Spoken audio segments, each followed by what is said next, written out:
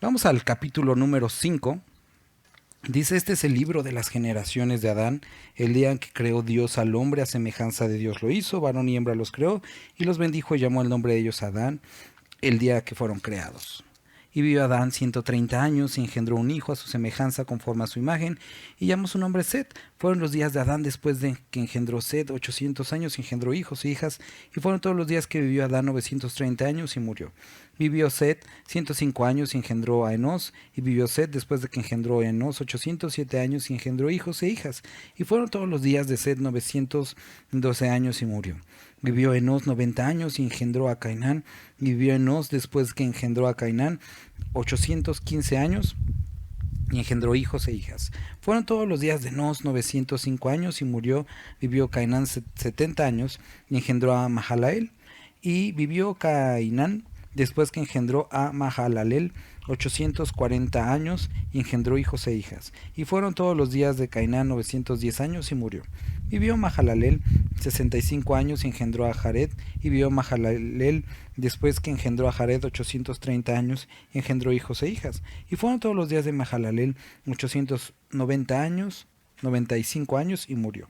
Vivió Jared 162 años y engendró a Enoc. Y vivió Jared después que engendró a Enoc 800 años y engendró hijos e hijas. Y fueron todos los días de Jared 962 años y murió.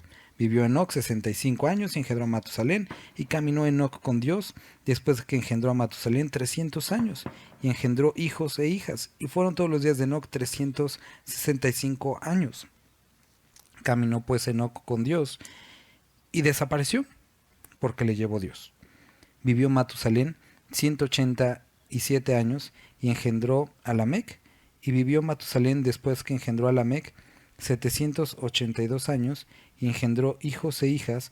Fueron pues todos los días de Matusalén 969 años y murió. Vivió Lamec 182 años y engendró un hijo y llamó su nombre Noé, diciendo, este nos aliviará de nuestras obras y del trabajo de nuestras manos, a causa de la tierra que Jehová maldijo. Y vivió Lamec después que engendró a Noé 595 años y engendró hijos e hijas, y fueron todos los días de Lamec 767 años y murió. Y siendo Noé de 500 años engendró a Sem, a Cam y a Jafet. Ya no me siento tan mal teniendo casi 40 y empezando con un bebé. Vemos aquí en esta primera parte, nos ayuda a tener esta referencia, ver la genealogía. Cuando Adán murió, o más bien, los últimos 52 años de Adán, todavía el abuelo, o bueno, más bien el padre de Noé, Lamec, todavía estaba vivo. Entonces, estaba Adán en sus últimos 56 años y Lamec ya estaba vivo. Entonces, es decir, Lamec, que era el padre de Noé, pudo hablar con Adán por lo menos 50 años. Después muere el hijo de Adán, que es Set. Pasan 14 años y nace Noé. Pero del papá de Noé también estuvo pues al menos 126 años conviviendo con Set. Entonces, todo esto de la creación, todo esto de cómo sucedió, Noé lo escuchó de su padre, como casi de primera mano. ¿Por qué es relevante eso? Porque vemos en el versículo 1, aconteció que cuando comenzaron los hombres a multiplicarse sobre la faz de la tierra, versículo 1 del capítulo 6, y les nacieron hijas. Entonces, ellos estaban cumpliendo lo que Dios les pidió. Multiplíquense, tengan hijos, poblen la tierra. Hasta ese punto estaba todo bien. Ellos habían escuchado las historias de cómo habían salido de el huerto, cómo Dios había puesto esos ángeles, el asesinato de Caín sobre su hermano Abel, lo que vimos la semana pasada. Y todo eso lo sabían, conocían de la presencia de Dios. ¿Recuerdas cómo al final del capítulo, cuando estuvimos hablando acerca de la caída del hombre, Dios pone esta espada, ¿no? Los querubines guardando el árbol. Ellos sabían todo esto. Ahora, Sabiendo todo eso, dice que empezaron a multiplicarse, dice, les nacieron hijas, que viendo los hijos de Dios que las hijas de los hombres eran hermosas, tomaron para sí mujeres, escogiendo entre todas.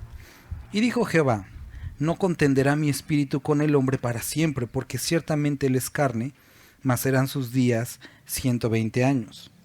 Había gigantes en la tierra en aquellos días, y también después que se llegaron los hijos de Dios a las hijas de los hombres, y les engendraron hijos, estos fueron los valientes, que desde la antigüedad fueron varones de renombre. Y vio Jehová, si puedes subrayarlo, que la maldad de los hombres era mucha en la tierra. Segunda cosa, que todo designio de los pensamientos del corazón de ellos era de continuo solamente el mal. Subrayalo también. Tercera cosa, dice que sintió pesar, se arrepintió Jehová de haber hecho al hombre en su corazón, y dijo Jehová: raeré sobre la faz de la tierra a los hombres que he creado, desde el hombre hasta la bestia, y hasta el reptil, las aves del cielo, pues me arrepiento de haberlos hecho. Pero Noé halló gracia ante los ojos de Jehová. Vamos a orar. Padre, te rogamos que este día hables a nuestro corazón, que Dios, que tu palabra transforme nuestro entendimiento, y que podamos acercarnos más a ti, Padre. Ponemos este tiempo en tus manos, Dios, y te suplicamos que seas tú hablándonos y confrontándonos, Padre. Bendito eres. Amén. Entonces, este capítulo empieza a describir que había pasado ya el tiempo, ya había muchas personas sobre la tierra en ese momento, pero nos empieza a describir cuál era la condición. Maldad por todas partes, violencia. Dice que los pensamientos de todos eran continuamente el mal, continuamente sus pensamientos eran sobre el mal. Y empieza a hablar aquí de algunos aspectos que para algunos son un poco controversiales, pero quiero que podamos ver la imagen general ahorita después de ver algunas particularidades. Dice que viendo los hijos de Dios, que las hijas de los hombres eran hermosas, tomaron para sí mujeres, escogiendo entre todas. Existen generalmente dos interpretaciones para esto. Muchos dicen que estos hijos de Dios son los descendientes de Set, y que las hijas de los hombres son los descendientes de Caín. Ahora, muchos dicen que se mezclaron, y que entonces de ahí proviene todo esto de que no te unirás en yugo desigual y todo eso. Pero el problema con esta interpretación es que no había ningún mandamiento para que no se casaran entre ellos. De hecho, había el mandamiento contrario: o sea, cásense, tengan hijos, ¿no? La otra interpretación que muchos dan para este versículo es que cuando dice los hijos de Dios hace referencia a los ángeles, y que las hijas de los hombres pues son las mujeres humanas, ¿no? Y lo que muchos dicen, que esto tampoco puede ser, es por este versículo que dice que los ángeles no se casan ni se dan en matrimonio. Pero aquí de lo que está hablando no solamente son de ángeles, más adelante vamos a ver por qué, sino está hablando de ángeles caídos o de demonios. Y esto puede ser algo certero. Segunda de Pedro, vamos a leer Segunda de Pedro capítulo 2 versículo 4.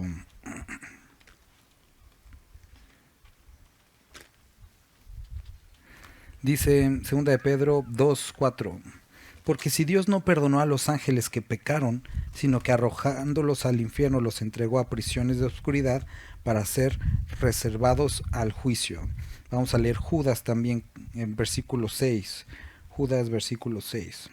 ¿Qué capítulo? Nada más tiene un capítulo. Judas versículo 6. Dice: y a los ángeles que no guardaron su dignidad, sino que abandonaron su propia morada, los ha guardado bajo obscuridad en prisiones eternas para el juicio del gran día.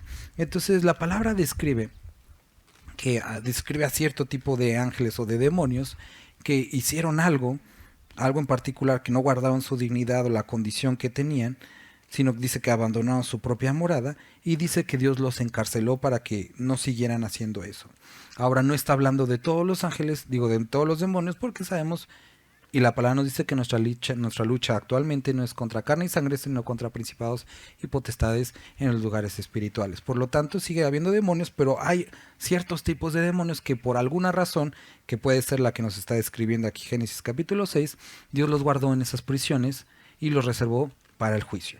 Entonces dice que estos ángeles o estos demonios tomaron de las mujeres y dijo Jehová, no contenderá mi espíritu con el hombre, porque ciertamente él es carne, mas serán sus días 120 años.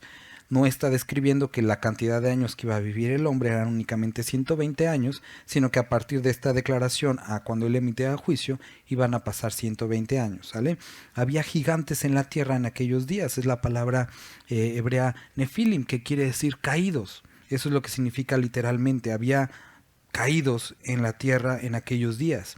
Y también después que se llegaron los hijos de Dios a las hijas de los hombres y les engendraron hijos, es decir, tuvieron estos hijos, estos fueron los valientes. Pero la palabra Gibore que encontramos aquí no habla de valientes como personas simplemente valerosas, sino está hablando de tiranos, déspotas y guerreros que tienen esta condición.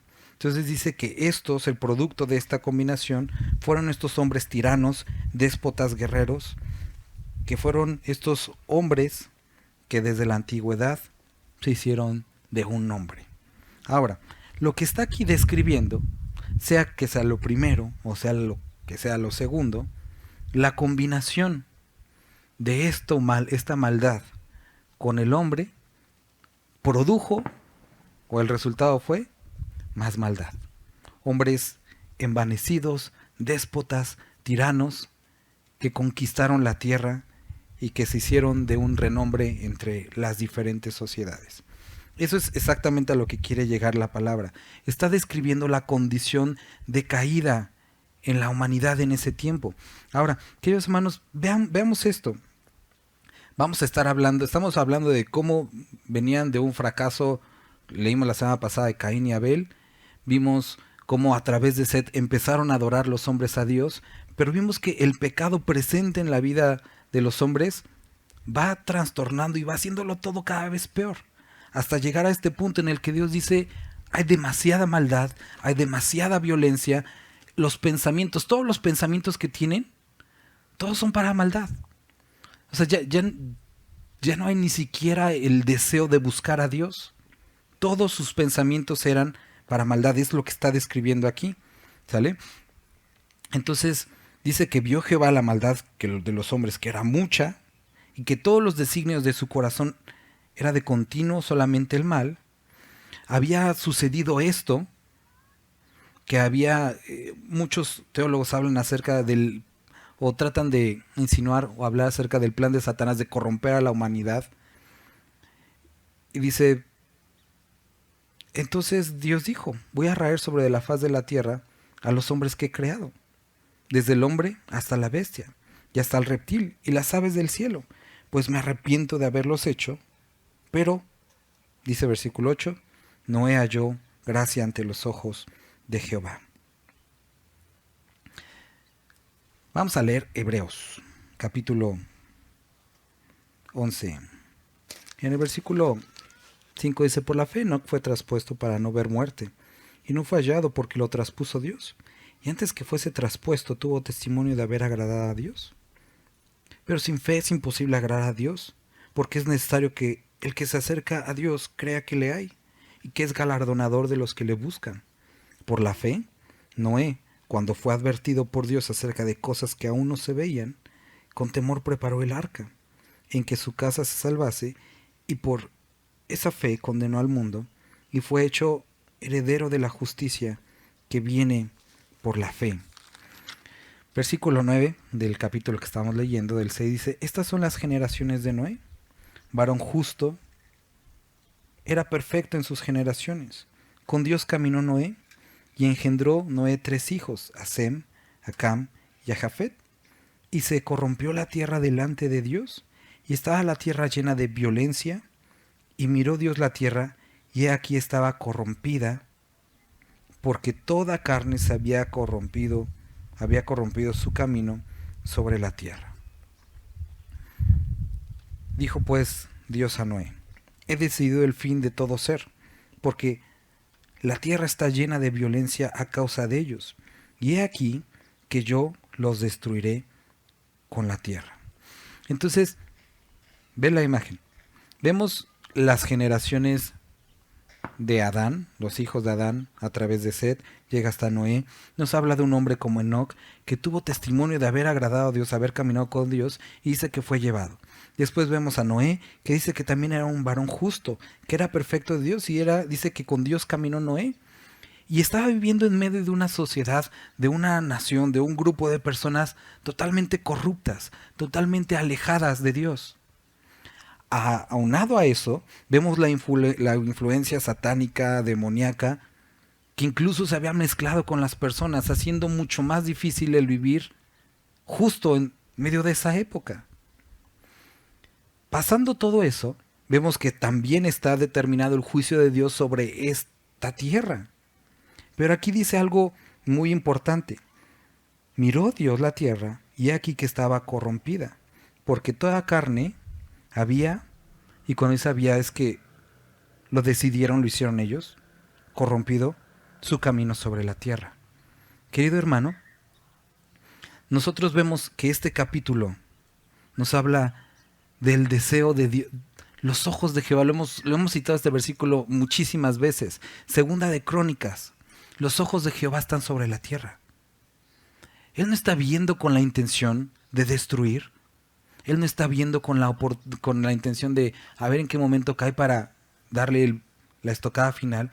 Él dice, los ojos de Jehová están sobre la tierra, viendo sobre quién derramar su poder, buscando corazones conforme a él. Parafraseado este versículo, dice así. Y él estaba viendo la tierra y se da cuenta, no porque no lo supiera, sino simplemente corrobora lo que él ya sabía, que la tierra se había corrompido. Toda carne había corrompido su camino, aquí lo dice. Pero no era culpa de los demás, no era culpa de los demonios. Ellos habían decidido tomar ese camino.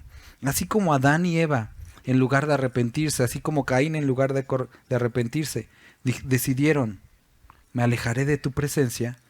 Ahora toda la humanidad había tomado esa decisión. Y el día de hoy podemos incluso ver circunstancias similares. Podemos ver violencia, podemos maldad, podemos ver que todos los designios de las personas son a la maldad. Podemos ver la influencia satánica, demoníaca sobre muchas cosas alrededor del mundo. Pero eso no implica que nosotros tengamos que ser víctimas y decir, ay, pobrecito de mí. Dios miró a Noé y vio que a pesar de toda esa maldad, Noé había emprendido un camino. Así como la semana pasada vimos el camino de Caín, ahora vamos a ver el camino de Noé. Primero dice que era un varón justo. Ahora, ¿por qué era justo Noé? La Biblia, ahorita ya lo leímos en el capítulo 19 de Hebreos, dice que puso su esperanza, tuvo fe en Dios. A pesar de lo que estaba viendo y de lo que estaba sucediendo con esa intervención diabólica, con todo el pecado, él decidió poner su esperanza sobre Dios y creerle sobre cosas que él no había visto. Y querido hermano, la justicia que se le atañe a Noé radica en la fe que puso en Dios. Hay muchas cosas que como Noé pusieras decir, es que yo no conozco, no entiendo. Pero Noé fue considerado justo porque puso su confianza en Dios. La palabra que sigue dice era perfecto, es decir, era entero. En sus generaciones con Dios caminó Noé. Entonces cuando habla de perfecto no está hablando de que no cometía errores, sino que era la misma persona siempre. No era con unos de una forma y con otros de otra forma, sino era constante. Y dice que que Noé caminó con Dios. Es decir, a pesar de todo lo que hicieran los demás, él decidió caminar con Dios. Algo similar a lo que decía Josué. Yo no sé qué ustedes decidan, pero yo en mi casa hemos decidido seguir a Dios. Dice que, vamos a continuar leyendo aquí, Dios le dijo a Noé, he decidido el fin de todo ser, porque la tierra está llena de violencia a causa de ellos, y he aquí que yo los voy a destruir con la tierra. Entonces, ahorita lo podemos leer así muy fácil, pero imagina esa conversación de, ¿sabes qué, Noé? Ya, voy a destruir todo, ¿no? Hazte un arca de madera de gofer, Noé no sabía que era un arca. Harás aposentos en el arca. Sí, pero Dios, ¿pero qué es un arca? La calafetearás con brea. Sí, Señor, pero ¿qué es un arca? Por dentro y por fuera. Y de esta manera la harás: 300 codos la longitud del arca, de 50 codos su anchura y de 30 codos su altura. Una ventana harás en el arca y acabarás un codo de elevación por parte de arriba, y pondrás la puerta del arca a su lado, y harás piso abajo, segundo y tercero. Y aquí que yo traigo un diluvio de agua sobre la tierra para destruir toda carne, que haya espíritu de vida debajo del cielo, todo lo que hay en la tierra morirá. ¿Tienes preguntas, Noé? Sí, que es un arca y que es un diluvio. Nunca había llovido. Él no conocía la lluvia, mucho menos un diluvio. Él nunca había construido un arca. Y no era como ir a Home Depot, comprar algunas herramientas, contratar algunas grúas. No había como nada de esto. Y a pesar de que ya tenían el uso, como vimos en el capítulo pasado, de herramientas, de armas y todo eso, era una obra grande la que tenía que hacer Noé. Pero le dice: estableceré mi pacto contigo, y entrarás en el arca tú, tus hijos, tu mujer, y las mujeres de tus hijos contigo. Y de todo lo que vive de toda carne, 2 de cada especie meterás en el arca, para que tenga vida contigo. Macho y hembra serán, de las aves según su especie, y de las bestias según su especie, de todo reptil de la tierra según su especie, 2 de cada especie entrarán contigo, para que tengan vida. Y toma contigo de todo alimento que se come, y almacénalo, y servirá de sustento para ti y para ellos. Y lo hizo así. Noé hizo conforme a todo lo que Dios le mandó. Me gustaría que pudiéramos considerar lo siguiente. Noé no sabía que era un arca. Noé no sabía que era la lluvia. No sabía lo que era un diluvio. Ahora, suponte, habla con Dios, llega a su esposa y su esposa le dice: oye, Noé, ¿cómo te fue en el trabajo? Ah, bien. Por cierto, voy a empezar a construir un arca y nos vamos a meter. Piensa en el trabajo de explicarle a su esposa y a su familia lo que Dios le había pedido que hiciera. Después, a lo mejor el proyecto, era como entretenido, unió a la familia los primeros, ¿qué te parece? 2 meses. Pero sabemos que entre la orden que dio Dios y la ejecución del juicio pasaron 120 años. Noé se tomó varios años construyendo. Después de 20 años de construir algo, creo que se vuelve difícil cuando las personas empiezan a decirte: oye, Noé, ¿por qué no viniste a trabajar el día de hoy? Porque a lo mejor pensamos que Noé estaba todo el día sentado con su túnica y todo eso, pero seguramente tenía un trabajo. A algo se dedicaba en la vida. Ya no estaban en el huerto para que las cosas le cayeran. Y Noé tuvo que apartar tiempo de lo que dedicaba a su trabajo y que dedicaba a su familia para el proyecto que Dios le había encomendado: construir un arca, que no sabía qué era ni cómo se iba a ver al final, y que también servía para algo que él no servía. Entonces se acercaban sus amigos y le decían: oye, Noé, ¿qué es? Es un arca. ¿Y qué es un arca? Cuando la acabe la vas a ver. ¿Y para qué sirve? No estoy muy seguro para qué sirve.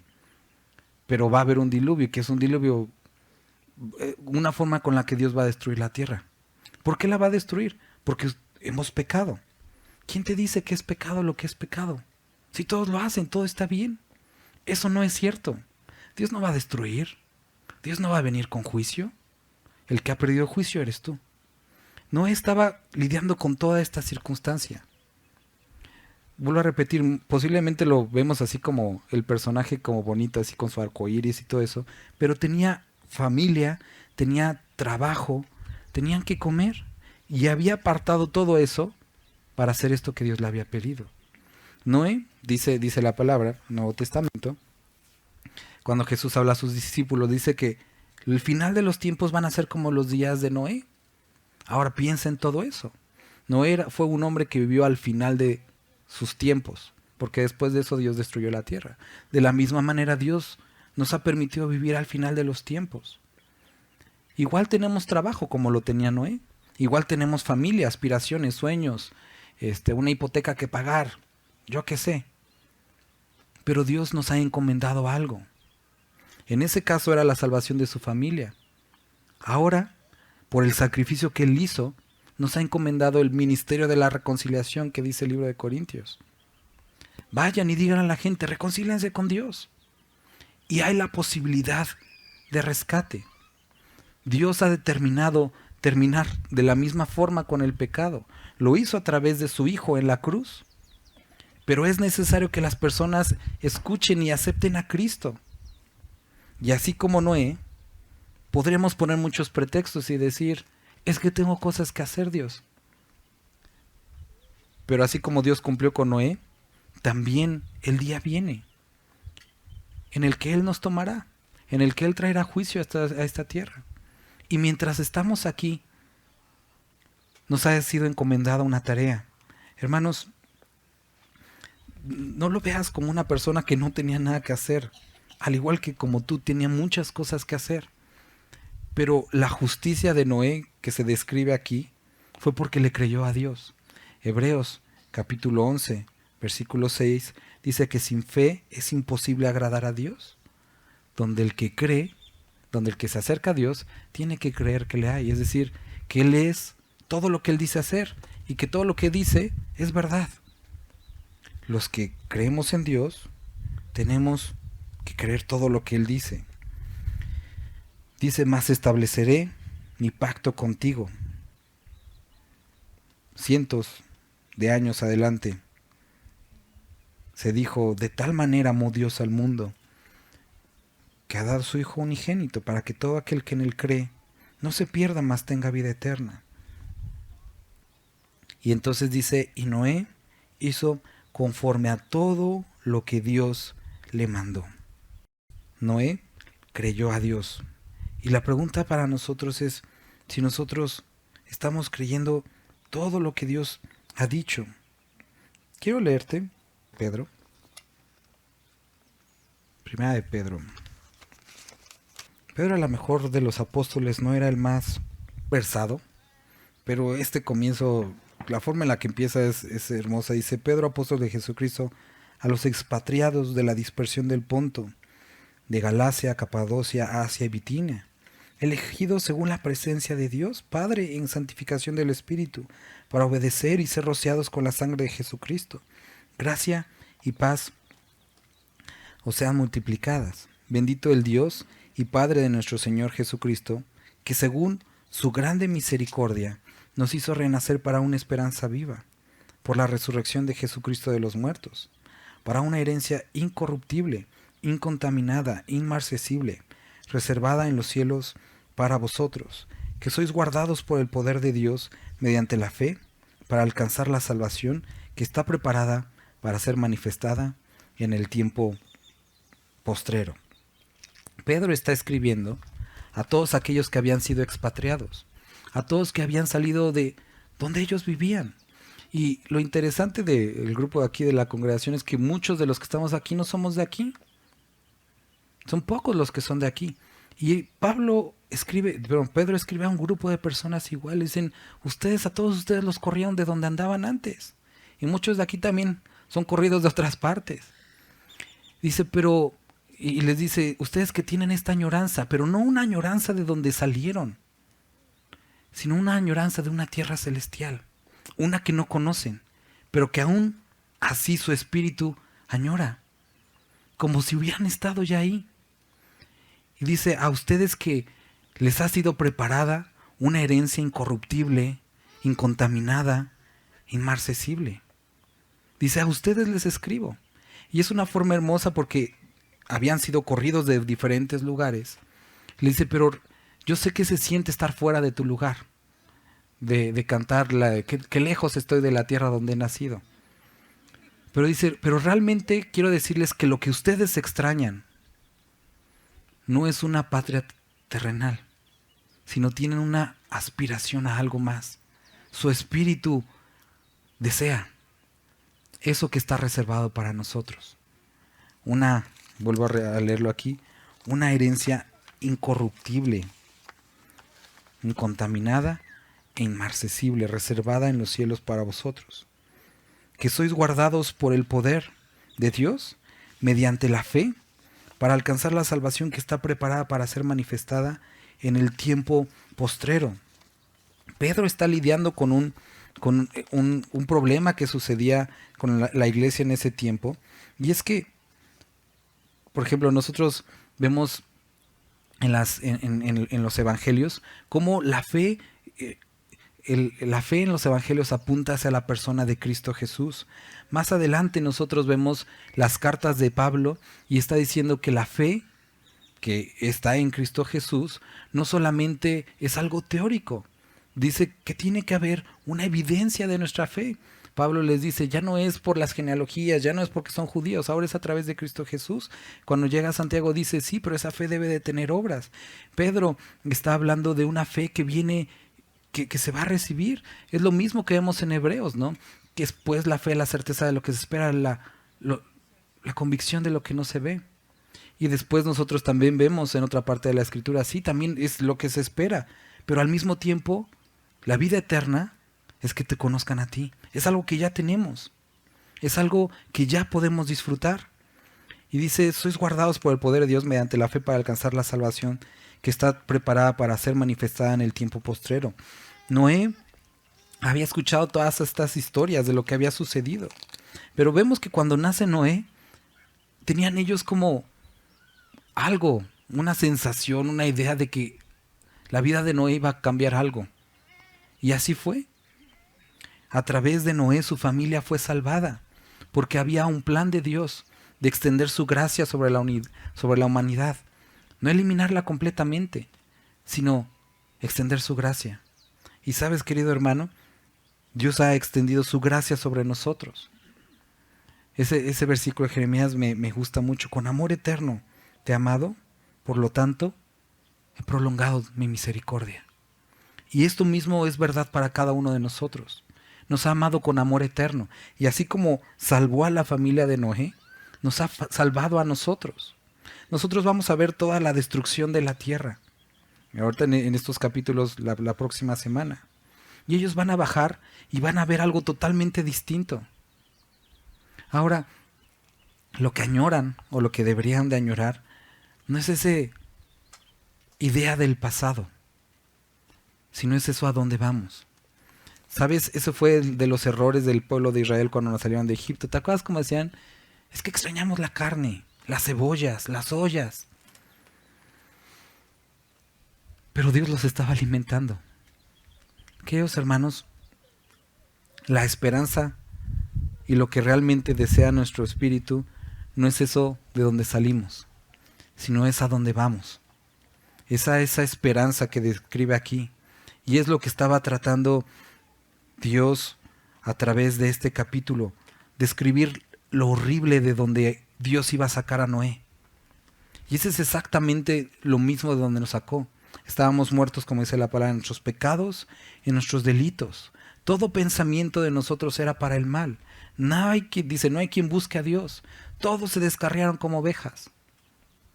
Pero llegando el tiempo, a Dios le agradó, a través de sí mismo, reconciliar a toda la humanidad con Él, para darnos nueva vida, para que, teniéndolo a Él, he aquí, sois nuevas criaturas.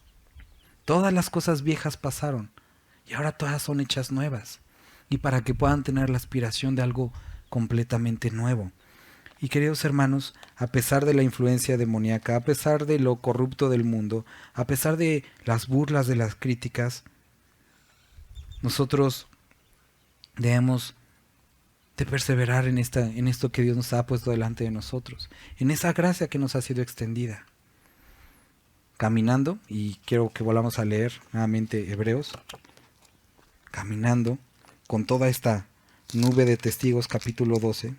Por tanto, así como Noé, así como Abraham, así como Sara, así como todos estos hombres, teniendo en derredor nuestro tan grande nube de testigos, todos estos hombres y mujeres con pecados, con faltas, pero que al fin y al cabo caminaron con Dios y nos dicen, hey, no seas chillón, despojémonos de todo peso y del pecado que nos asedia, y corramos con paciencia la carrera que tenemos por delante.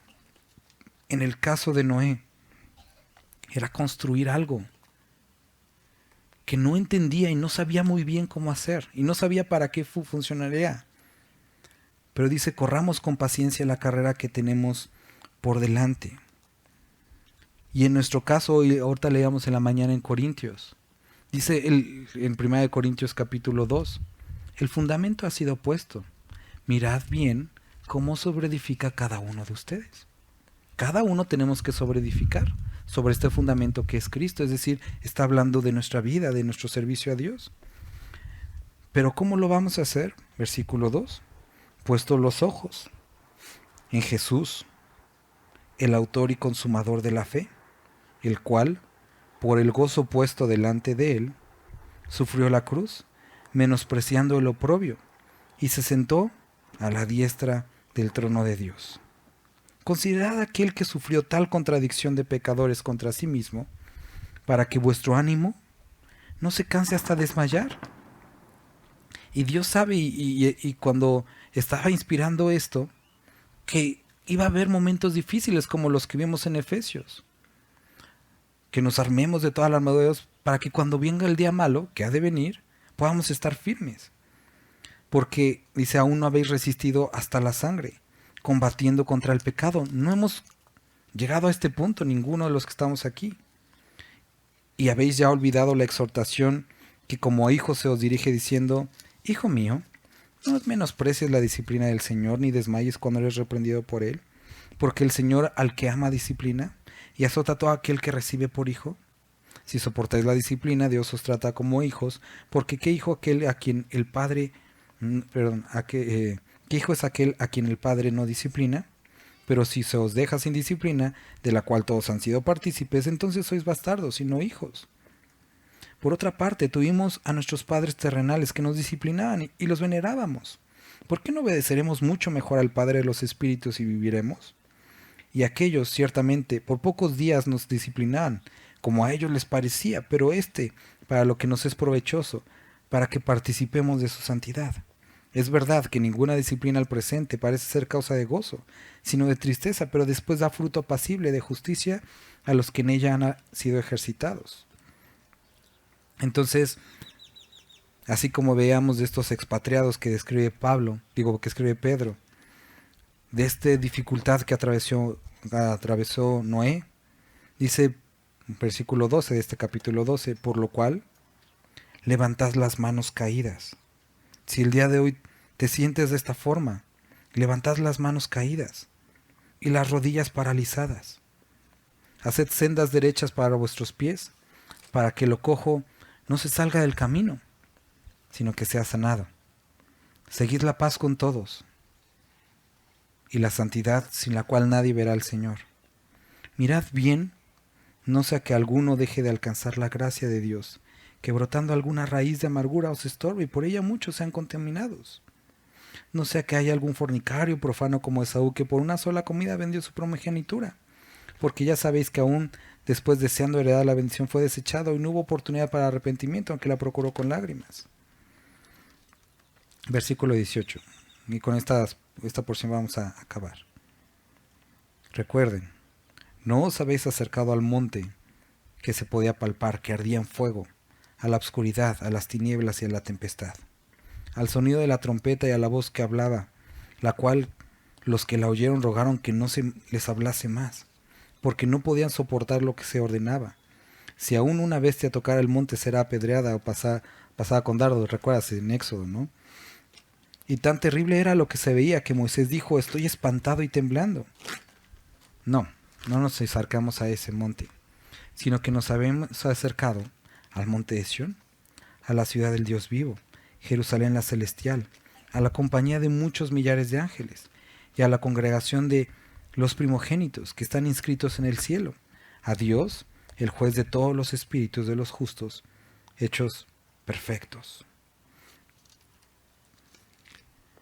Hermanos, cuando vemos este capítulo, tenemos que recordar, el mundo en el que vivimos es así, pero la gracia de Dios se ha extendido. La gracia a través de la cual nosotros podemos ser salvos y los que nos oyeren. Termino recordando esto que dice Timoteo. Timoteo, le dice Pablo a Timoteo, dedícate a la predicación, al estudio, a la enseñanza, a la predicación, a través de la cual serás salvo y los que te oyeren. Vamos a orar. Padre, te damos muchas gracias por esta porción que podemos leer el día de hoy. Gracias porque tu misericordia se ha extendido a nosotros y nos ha salvado. Dios, ayúdanos a perseverar en ti, a correr la buena carrera, a pelear la buena batalla, teniéndote frente a nosotros, a ti que eres el autor y consumador de nuestra fe. Bendito eres, Dios. Amén.